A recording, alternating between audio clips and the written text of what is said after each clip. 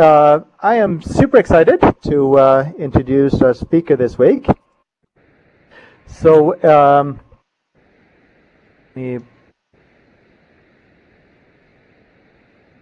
pull up. Maggie Buggie comes to us from the UK. We get a lot of people here from the UK actually in the meeting here. We get Light, for instance, and she's with Capgemini. And she's going to bring the gamification conversations that we've been talking about this spring a lot about up to a more strategic level. Looking at how gamification can help building a digital advantage. So super excited to have you here, Maggie. Thanks for joining us. I know it's your late afternoon, almost evening for you in the UK. So the lawn is yours. Thanks, Maggie. Thanks very much, Anders. Hello, everybody, and thanks first and foremost for inviting me to share with you, and join your community around the value of gamification to big business. As Anders mentioned, I'm Maggie Buggie. I'm Vice President and I'm responsible for digital transformation for Capgemini Consulting in EMEA. And I'm going to talk to you today about the role of enterprise gamification in building a digital advantage. I don't know if any of you have had an opportunity to find out about our research collaboration with MIT Center for Digital Business on digital transformation. But we use those insights and our experience of obviously delivering digital transformation to global clients to create our view on the role of enterprise gamification in building the digital advantage. And we'll come on to, throughout our discussion, talk more about what the digital advantage is. Before we go on to that, Anders, thank you for volunteering to control my slides for me. So if you could please move on to the next one. Let me see. Yeah. So before we get into the detail of the role of enterprise gamification within digital transformation, it's worth spending a bit of time around why the increased search for driving faster business case realization for digitally enabled business transformation is critically important, and where I guess the search for new and innovative change interventions is an area of focus for us and certainly a number of the clients that we're working with. Firstly and foremostly, the pace of change is constantly accelerating, and our clients need to be able to adapt and evolve at a faster pace than ever before. This requires the workforce to be more engaged in their personal development and the firms they operate in to effectively drive business performance within the digital enterprise. Secondly, our understanding of psychology and human behavior is more advanced than ever before, and that means that we know more about what motivates customers and the workforce. Further, their expectation of their professional and customer experience has actually evolved significantly and will carry on to do so as Generation Y continues to enter the workforce. Technology, much more accessible, mean that we have greater opportunities to create moments of digital engagement and to create enterprise-wide agility. Further, technology's value as a critical enabler of business advantage is finally fully appreciated. And finally then, building a social business is fast becoming recognized as a key enabler of increased productivity, collaboration, and innovation. And the enterprise in general needs to be able to change behaviors and minds. And this is where we come to the crux of where the role of enterprise gamification is of value within digital transformation, in that successful digital transformation resides on the enterprise's ability to change employee behaviors to realize return on investment as they seek to embed digital ways of working as the default way of working amongst their global workforces. And this is also critical as well in the avoidance of change fatigue, because in probably around 80% of the cross-industry boards that I'm currently working with, CXOs are very concerned about the change capacity of their workforces in the context of this accelerating pace of change in the external environment and the repercussions that then has for the workforce themselves. Anders, if you wouldn't mind going on to the next slide for me there. Thank you very much. And also in parallel, while enterprises have ramped up their investment in digital tools and technologies, we know from our research that approximately 2/3 of digital transformation projects fail, mainly due to workforce behavioural issues. For instance, our latest research indicates that 55% of customers surveyed, as you can see from the data behind me, cited company culture, and in particular, the challenge of encouraging employees to be receptive to changes in their jobs to be a major barrier to realisation of their digital transformation program. And this cultural transition is absolutely critical to building the digital advantage. Because, and this, to be fair, you could say that, is this unique to digital transformation? And it isn't, because any significant change program can, to be fair, encounter resistance, disengagement. However, digital transformation is a process of democratization and encourages the free flow of information within the enterprise. And indeed, it encompasses all aspects of an organization's operation, from the management of customer relationships to interactions with suppliers, and to be fair, everything in between. And for a lot of companies then, this is more than a change program, it's a complete paradigm shift. Managers can perceive this democratization as a threat to leadership, as it in effect represents loss of control. Because in this sense, digital transformation ignores traditional hierarchy. For example, using internal collaboration tools, junior colleagues can actually build a reputation as strong as, or in even some cases, stronger than their more senior counterparts. And in certain enterprises, and the prevalent culture in certain very traditional enterprises, this can be seen as threatening if not managed appropriately. And in that sense, the role of enterprise gamification, if implemented successfully and also used intelligently, can help break down organizational silos and drive greater transparency, which can be very disconcerting to individuals and organizations that aren't actually used to working in this way. So in that sense, I always say that digital transformation is very much like a change program on steroids, in the sense that all of the usual factors which create resistance and lack of engagement are just brought into sharper focus. And that makes it even more important that sufficient attention is paid to the human aspects of change, and that innovative aids to change management, such as enterprise gamification, are actually embraced. And that is why we believe, as part of our overall digital transformation capability and proposition, we believe that the use of gamification in an enterprise context, if designed and implemented effectively, can help in accelerating the digital transformation of organizations by primarily driving employee engagement and supporting change management. And also, as it comes out of its nascence and tools to implement it are more prevalent, now really is a good time for firms to evaluate its use, but crucially in the acceleration of digital transformation. It's a point here of insight that we don't really advocate as Capgemini the use of enterprise gamification as a standalone intervention, but rather very much as part of an overall integrated digital transformation program. Anders, can you click me off the next slide? Now, guys, I have to say, I'm making an assumption that you as a community are relatively up to speed with gamification, so I've decided by design not to spend time in our discussion focusing on the definition of gamification, delving into what it actually is.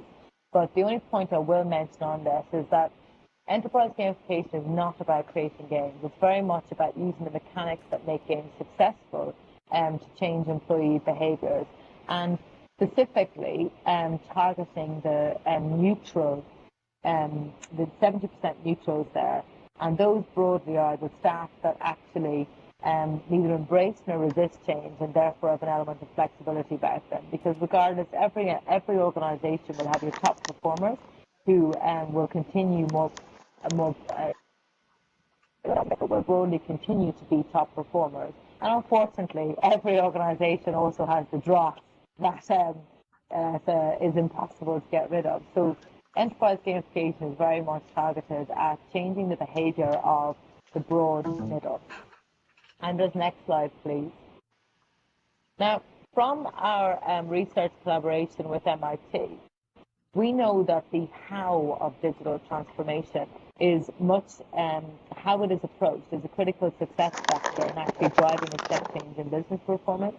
And the use of enterprise gamification in these key areas that you see behind me of change management, employee engagement, employee training and learning, innovation and process efficiency are where we see its primary areas of application.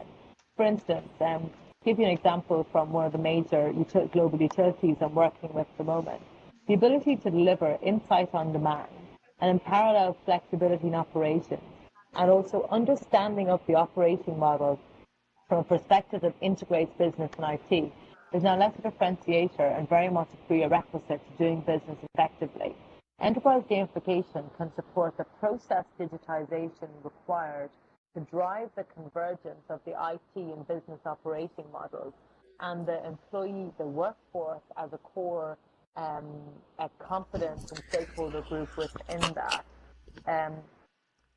to drive out increased business performance. And also it's a key enabler to future-proof the global digital enterprise and also improve competitive ability. But these things must be done in parallel. And also significant successful digital transformations for traditional enterprise we touched on earlier.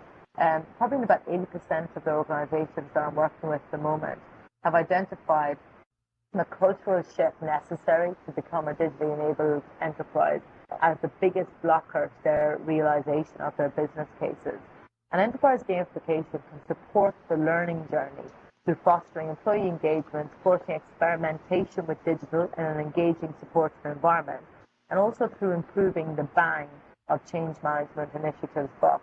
And this particular utility that I'm working with, they're using enterprise gamification to augment and improve the employee learning experience, and also in their attempt to shorten the time it takes from an employee attending a training course, then being back in their job and crucially applying the learnings and changing their behavior in their functional role. And that really is what I mean by this link between. We're not interested in enterprise gamification as a standalone piece. Rather, its ability to shorten time from investment made or learning experience completed and change being actually implemented within an employee's actual day job. Next slide, please, Anders. So, I've mentioned or referred to a number of times our research collaboration with MIT. And that we know from this research collaboration that enterprises are broadly digitally transforming three core areas of their value proposition: customer experience, operational process, and business model transformation. And they're also building very strong foundation capabilities such as analytics, unified data, integration of business and IT, not just from like a technical integration, but also from a redefinition of the roles and responsibilities of the CXOs and the various functions of which they're responsible. So a good example would be that increasingly I'm seeing shared objectives between the CMO and the CIO in particular. And as a lot of you guys in attendance would know, specializing in learning and development and the human aspect of change, is that then has a very big knock-on effect for the activities of their functions and ensuring the future pipeline of required skills. And a key lesson that we've learned is that digital is not just about customer experience, although the majority of digital transformations do actually start in this area. Meaningful and sustainable business performance impact, though, is changed through intelligent transformation of all three areas in parallel, particularly in operational process, broadly where the whole worker enablement piece falls in, and crucially in terms of how it is approached. And there's the next slide, if you wouldn't mind clicking on for me. We're going to delve into that how. Waiting now for the slide to move.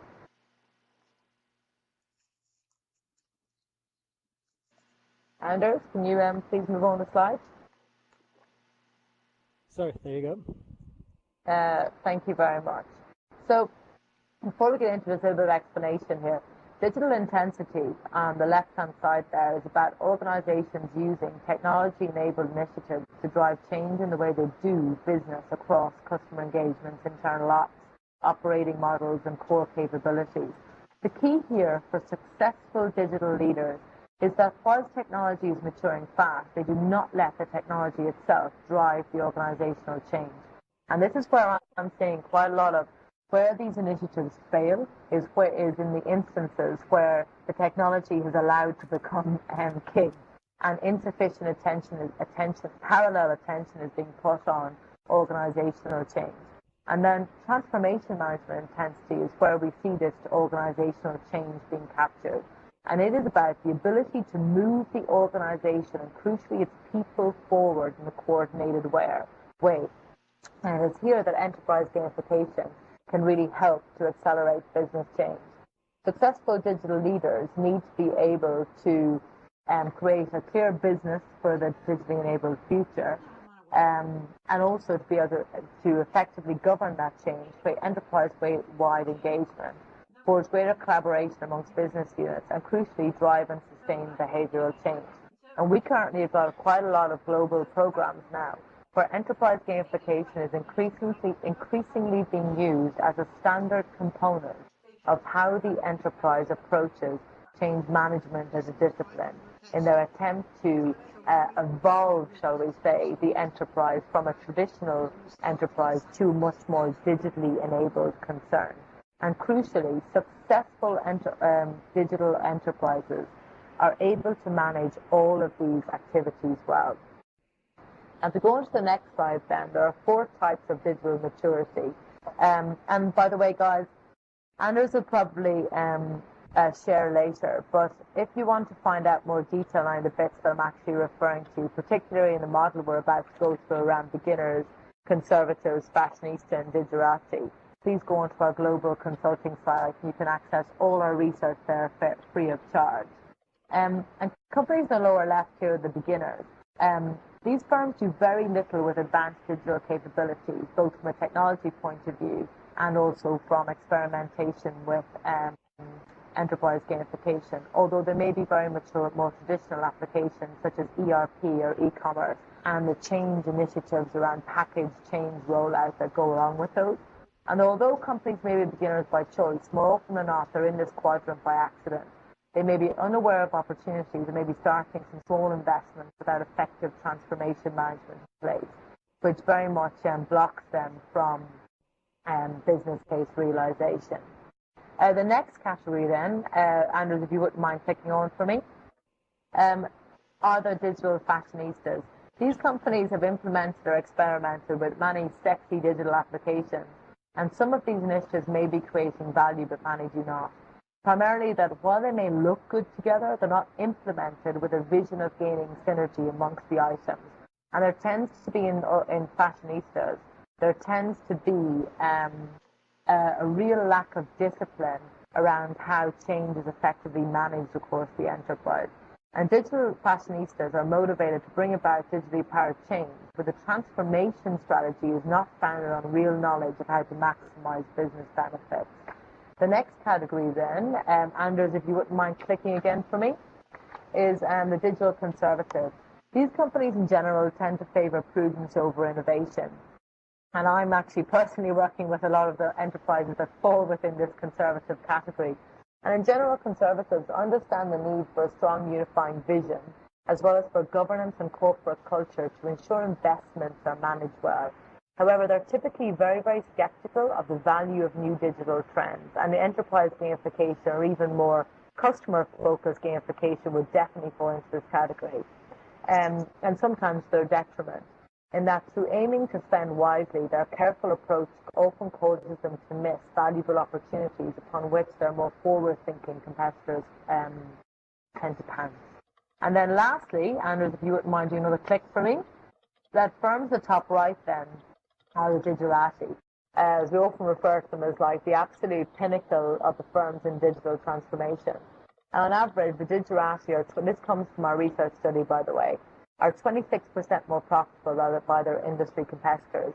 And for the large traditional companies we studied, most of which are 1 billion or in some cases way larger than 1 billion in revenues, that difference can actually be experienced in terms of millions of dollars in the bottom line. These enterprises truly understand how to drive digital transformation, and they combine a transformative vision careful governance and engagement with sufficient investment in new opportunities. They're also unafraid to experiment with new interventions. And it's really the digerati that we see are making the most successful experimentations with the use of enterprise gamification to drive out increased business performance and actually, over time, build a change capacity of their workforce. Through vision and engagement, they develop a digital culture that can envision further changes and implement them wisely. And this is really important because the holy grail of the change-ready digital enterprise is to reach a point where the enterprise can deliver change on demand. And that's a very much a visionary aspiration for a number of the clients I'm working with, and none of them would think that they are there yet, but it's very much what they're working towards. To get to the point where they have built in sufficient agility in their operations, their technology, their governance processes, and crucially in their workforce's ability to learn and develop and evolve, that they can actually change on demand. And these companies also tend to invest and carefully coordinate digital initiatives and therefore continuously advance their competitor advantage and crucially increase the performance gap between them and their competitors. Anders, if you wouldn't mind clicking on to the next slide for me now, I'd really appreciate it. Thank you very much. So digital maturity matters in every industry, but is moving more rapidly in some than others. And I want to now, you can see obviously how this slide lines up to the last one. What we see here is that there's definite broad industry variances in where the organizations in our sample bottomed out. And companies in the travel and music industries were, as we all know, hit early by threats from digital competition. And they've already indeed undergone profound transformation and still actually have a lot more challenges to face. And industries such as financial services and retail underwent major transformation due to e-commerce and increasing power of the customer in the early 2000s. And they're now starting to innovate with advanced social media, mobility, and analytics. But other industries have yet to create that burning platform for change. But they risk being outdone by firms in their industry who recognize the value early, as there are already, it's fair to say, digerati within each and every industry. I look forward, obviously, when we get to question and answers, to hear your reactions, actually, to where in our sample the various industries came out. Anders, would you mind please clicking to the next slide? Thank you. So I've outlined how the digerati in our sample tend to both manage their digital initiatives very well and also in parallel augment and increase the change capacity of their organizations. And the digerati really do appreciate that despite experimentations in digital, and as they become ever more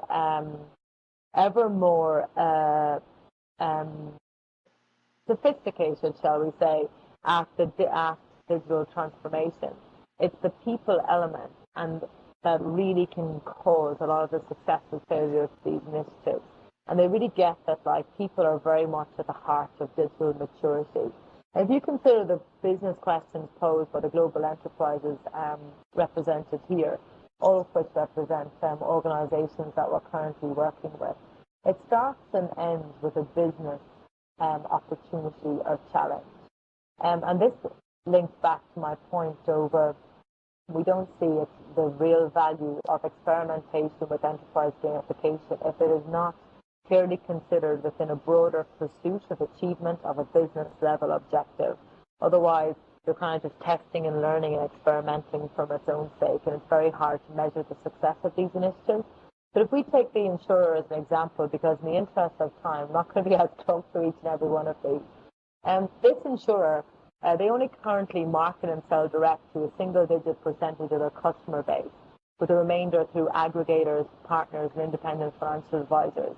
And to fulfill their business objective of providing customer-centric financial services advice on demand, they need a completely different mode of engagement with their customer, underpinned by a different corporate culture. So you'll remember earlier in our discussion, I spoke about how in pretty much around 80% of the organizations with which I'm working, they all identify these issues with the prevalent existing corporate culture and the gaps between where it needs to shift to be able to realize return on investment in our digital initiatives to be absolutely significant.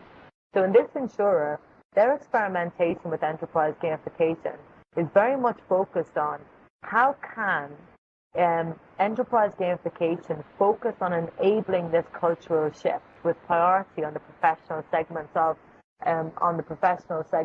their workforce that they have identified as critical to managing the customer experience uplift and shift against their target segment. Anders, we can come on to the next slide now before then we move on to the discussion. So I want to also provide you with an example really from one of the utilities organizations that we're working with, because I often get the question of, okay, well that's all very well and good, but what does one of these experimentations in enterprise gamification actually look like? So in this case, it's utility. You've been impacted heavily by customer attrition.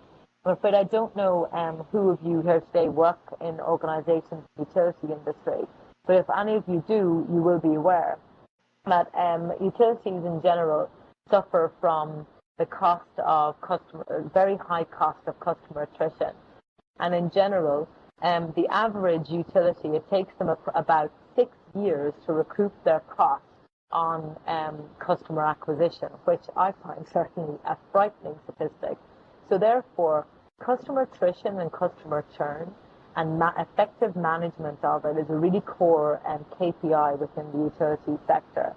And in this example, the utility has identified that the motivation on behalf of their call center agents to manage customer contact effectively and therefore reduce attrition needs more focus.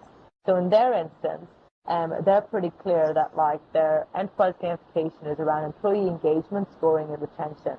And what they're actually doing is developing a scoring mechanisms to assess employee engagement and analyze behavioral shifts.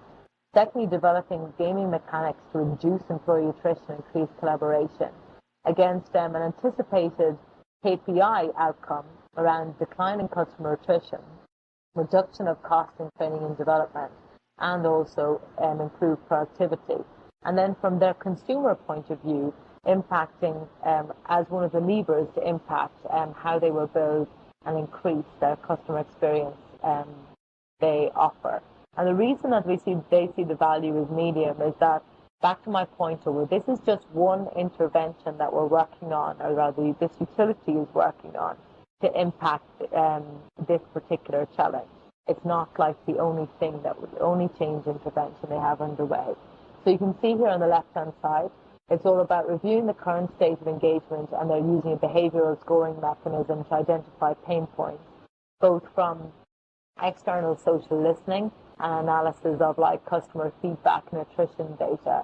Also prioritization of those key issues to develop the actual gamification techniques that best fit this need. And then alignment with the wider business strategy, as we mentioned in the previous slide, the need to ensure that this the KPIs that we're putting around this initiative are actually rigorous enough that they feed the overall business objective. And we've put quite a lot of time into setting what the measurement framework is around that.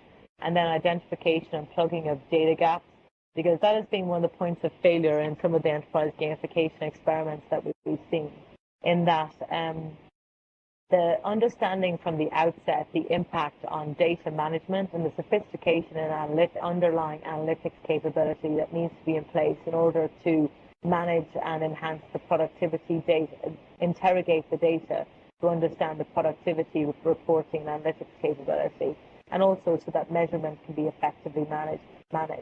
And then before being rolled out to the full call center population, ensuring that the gamification mechanics are applied to a test group and then they're iterated as appropriate. Because one of our big learnings about doing these cross-sector has been that enterprise gamification intervention should be in service to a short-term goal to avoid issues such as game fatigue or over time disengagement on behalf of the target group. So thank you for your attention. Anders, if you wouldn't mind moving to the final slide. So I mentioned about, I think, halfway through our discussion that all of our research is actually freely available on our global consulting site. And if you want to find out more about like any of the data that underpins our research collaboration and also our broader proposition on enterprise gamification, please do go to our global site because there is a whole wealth of information freely available there to you. And I'll happily take your questions now. Thank you so much, Maggie. This is fascinating. Really interesting how you start with strategic objectives and then work your way backwards to develop the gamification. Could you give us a sense, for instance, perhaps in the utility case that you presented, what the actual game mechanics that you develop look like? I'll give you, and that one is highly sensitive. So if you don't mind, I don't want to go into too much detail around given confidentiality and the fact that it's quite unique in that sector. But I'll give you an example around the game mechanics from a manufacturing company that we did some work with. In that it was focused on the performance of this organization's global sales force. And in that sense, this company had got Salesforce.com rolled out to a global workforce of around 80,000 employees. And in that case, the gamification piece was about plugging in to Salesforce's platform, one of our main partners' capability to actually target KPIs such as margin erosion in one of their target markets compared to issues on behalf of the workforce with lead qualification, and actually putting in place a system of rewards, points, badges, peer reviews, and supportive sales behavior and rewarding for that within the community of the global sales community.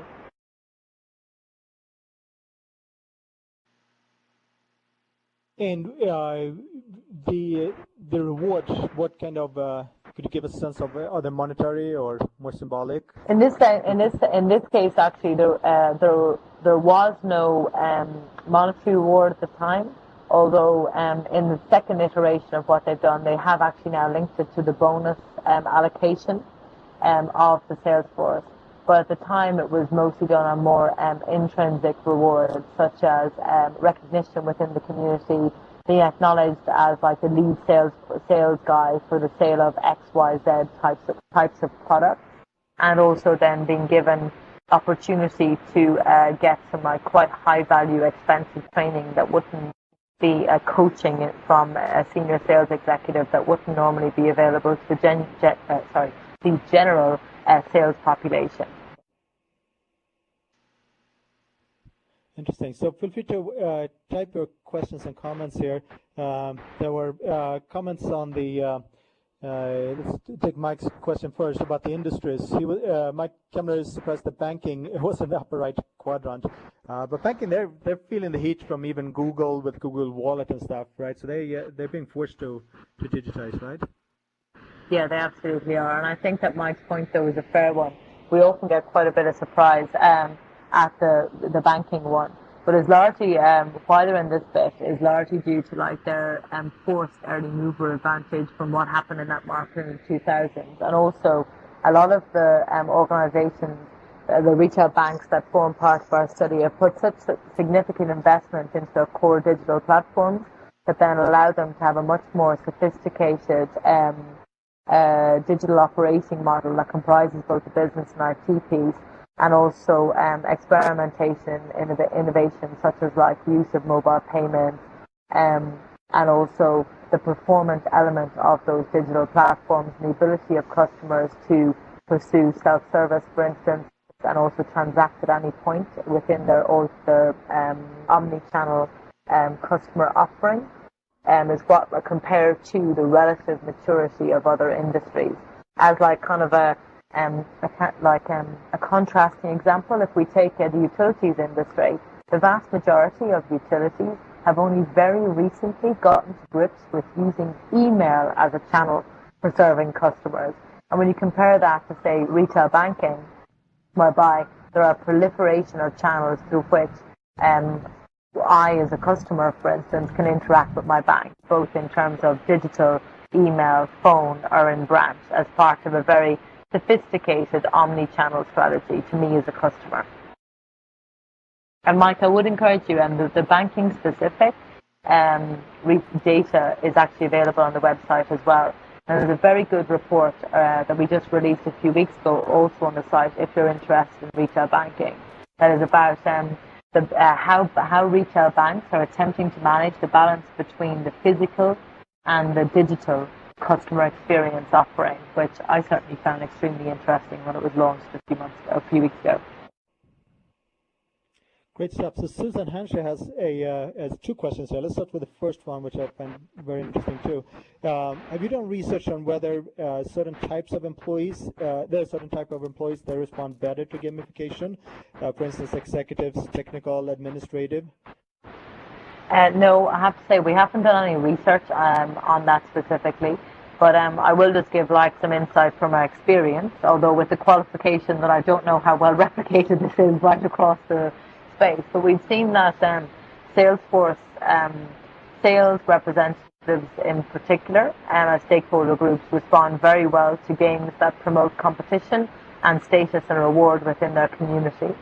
And one of the things that we've learned is that though different employee stakeholder groups respond to different types of motivators, as I said, the most obvious one is around sales and competition, but also other community groups respond much better to peer-to-peer support. There's one professional services organization that found that when they rolled out enterprise gamification to their professional services staff, they saw that when the targeted behaviors was only on an individual contribution, they only had an uptake of approximately, I think it was between 3 and 5%. Apologies, I can't recall the exact stat.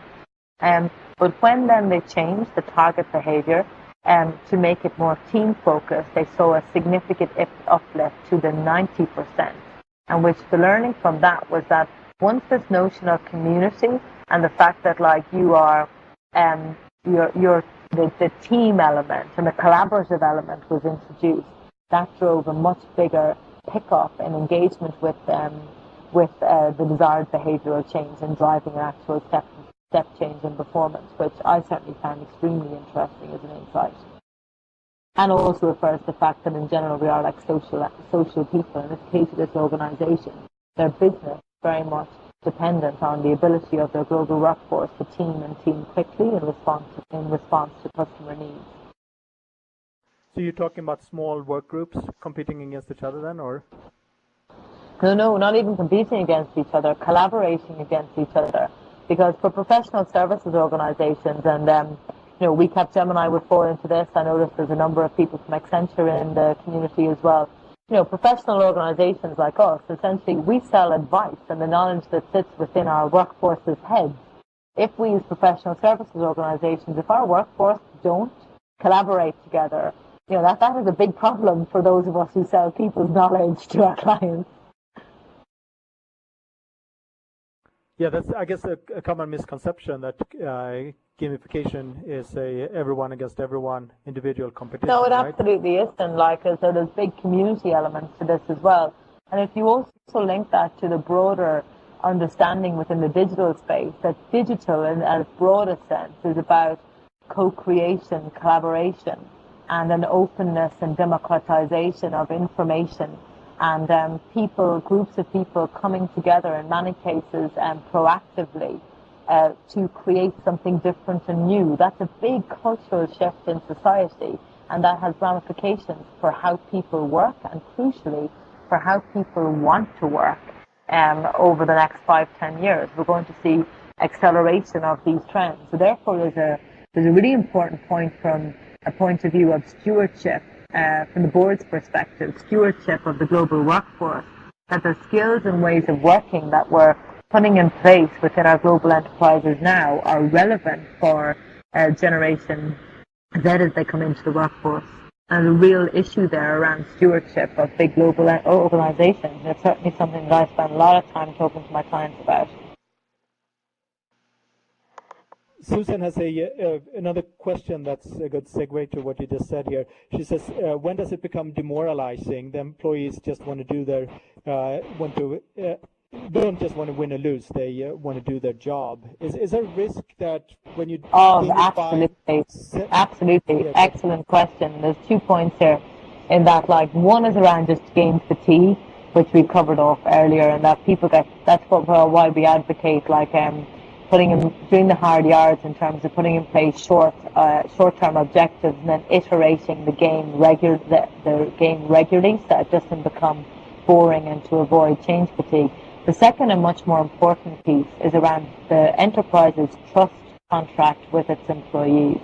And there's an element of risk here in that when we put in place enterprise gamification interventions, it's really important that the employee sees that if and when their behavior changes, that the enterprise responds to that.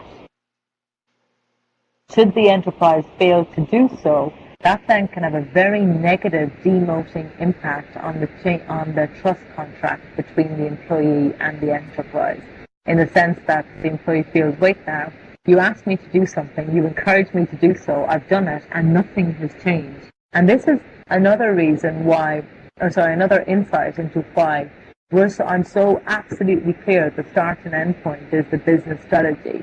And the second point of why enterprise gamification should not be just entered into without due thought about, number one, how it links to the business strategy, and secondly, how insight and output from doing these things, is the enterprise geared up to then apply changes to, as an example, pain points in processes that are identified, issues or pain points in how products and services are developed, changes in terms of how core call center operations are run. It's really important that the employee and workforce can see clearly how insight driven out from the use of enterprise gamification is applied to make changes and make the enterprise better.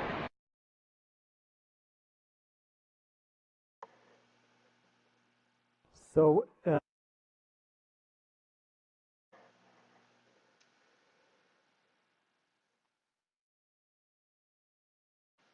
yes, Andrew? Mike had a question here. If you've implemented gamification internally within Capgemini, and what kind of lessons learned you have from that? Yes, we have. We've done it in a number of ways. One is in quite a rudimentary one, in that we're one of the world's biggest users of Yammer. And then within Yammer, we've built in a soft level of low-level enterprise gamification around contribution of our global workforce around particular topics and questions, and encourage them to share IP from their kind of subject matter area, so that we can better leverage it for use in other clients or other regions. And secondly, we're using it to target in our learning and development at our university in France. And another way we're using it is around reducing our travel and expenses, in terms of changing employees' behavior over seeking out some better deals around and making better choices around travel and transport costs. Because, we spend a terrifyingly huge amount of money globally on travel and transport. As you would expect for a workforce of 130,000 globally, as we have.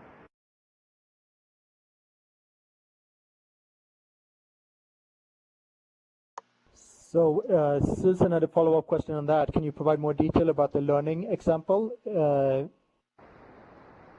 I'm afraid that's confidential, and we might next year be releasing a case study, but for the moment, I'm afraid it's confidential. Sure. Apologies, Susan. Are you finding you're a global organization and work with global clients? Are you finding that the uptake is different in different countries and continents? Yes, definitely. But I think that's more related to market maturity in terms of digital than awareness of enterprise gamification itself. And also, even if you look at, say, the cloud adoption stats globally, organizations that got on the cloud wave early are also broadly more mature in terms of digital from a market perspective. And also the big bit here around like supply side. So like simple things like broadband bandwidth, like regions and countries who've got strong broadband coverage and capability are more predisposed to have a higher level of digital maturity. So yes, we are seeing country and regional variances, but largely driven by overall maturity in digital transformation as opposed to enterprise gamification itself. So Susan is probably further on the rewards. You mentioned before that it sounds like you're not big on financial rewards. Is that right? And what she asks, besides financial rewards, have you seen other good motivators to encourage participation?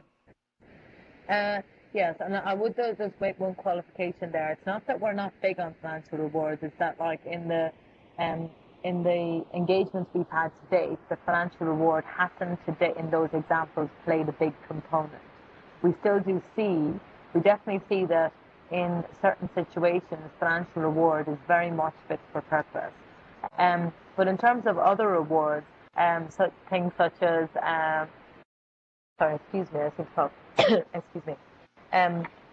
rewards such as if employees are behaving in a particular way and have proven they reach a particular level of reward, then they can often be given like vouchers, for instance, to spend against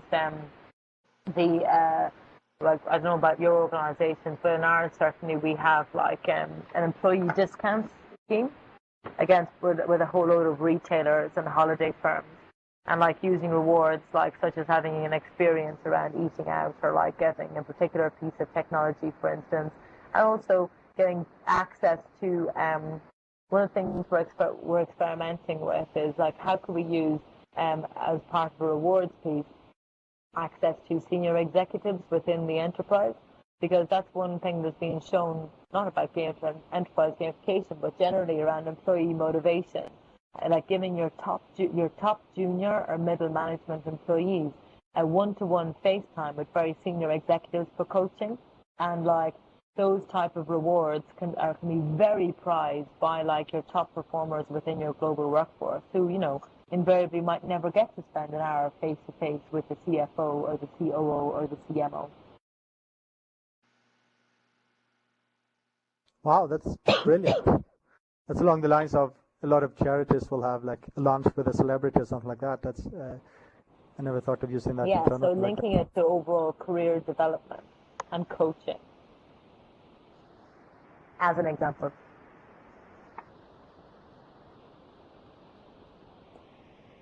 Right. So feel free to keep the questions flowing here. So it sounds like the gamification, enterprise-wide gamification you typically set up are across the board then for the entire organization, or do you typically tailor them for particular job functions or business units or countries?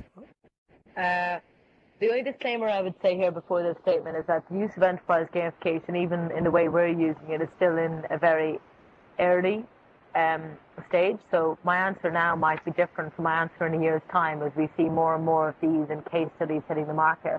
But at this point in time, we definitely advocate within function or within team, because I think it was Susan earlier who had the question about are there different types of motivators that work for different like admin versus sales versus HR, for instance. And there's a point here that like one size will not fit all for enterprise gamification, because there are such differences between cross-function and in some cases even within function amongst the role that the enterprise needs that particular function to execute. So in general, we would advocate that the use of enterprise gamification is like targeted on those types of behaviors. The only exception, obviously, is if, for instance, an enterprise is using enterprise gamification to impact the overall, to raise awareness, for instance, of the overall values, for instance, and like ethics and compliance, for instance, would be a good example of a use of enterprise gamification that would be relevant for the firm overall. But in general, yes, we would advocate within function and with a specific, tailoring the enterprise gamification use to specific functions. Interesting. So you obviously hang out with a lot of C-suite executives and present and pitch these concepts to them. Are you getting pushback on the G word? Do you find that you? Yes. Yeah. And to be fair, I should say something around this. I rarely use the G word. I speak about the importance of addressing behavioral change within your digital transformation program. So I rarely use the G word. I only use it like in this context because it's an industry term.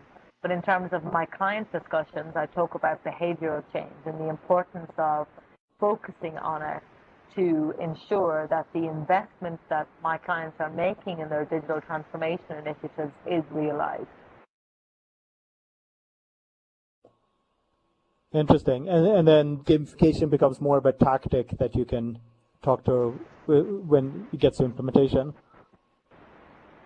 Yeah, I just use it more of a descriptive piece within an overall integrated program. But in turn to your question of, in my C-suite conversations, do I talk lots about gamification? No, I talk about the importance of proactively addressing behavioral change as part of their business case realization.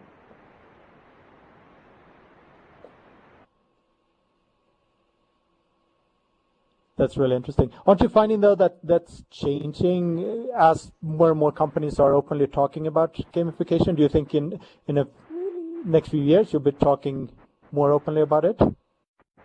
I don't think it's a case of talking about it more openly. I think it's more deeper understanding of how it actually plays a role within building the digitally enabled enterprise will become better understood. But I don't ever really see a time when, any of my COO clients that gamification is going to be top of mind for them, but rather increased understanding of the ways in which you can influence and drive cultural shifts among the workforce and the use of gamification as part of that.